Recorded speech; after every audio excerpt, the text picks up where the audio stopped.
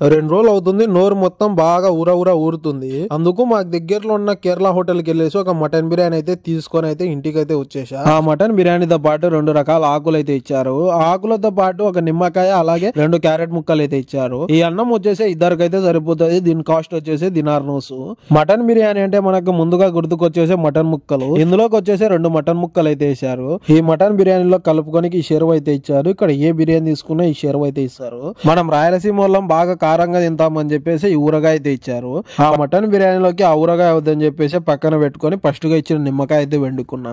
బాగా మెత్త ఉడికిన మటన్ ముక్క అయితే తెలుసుకున్నా. ఆ మటన్ బిర్యానీతో పాటు ఫస్ట్ గా ఇచ్చిన ఈ ఆకు అయితే తీసుకున్నా. ఈ ఆకులు వచ్చేసి మన ఇండియాలో అయితే చూడలేదు. ఈ పచ్చి ఆకులు ఎలా తింటారా స్వామి అనుకునే వాడిని, కానీ ఇప్పుడు నేను కూడా తినాల్సింది వస్తుంది. ఈ ఆకులు తింటే మనకు ఆరోగ్యానికి చాలా మంచిది. అందుకే ప్రతి ఒక్కరు ఈ ఆకులు అయితే తింటారు. ఫైనల్ గా బిర్యానీ తిన్న తర్వాత ఈ షోర్బా అయితే మిగిలింది.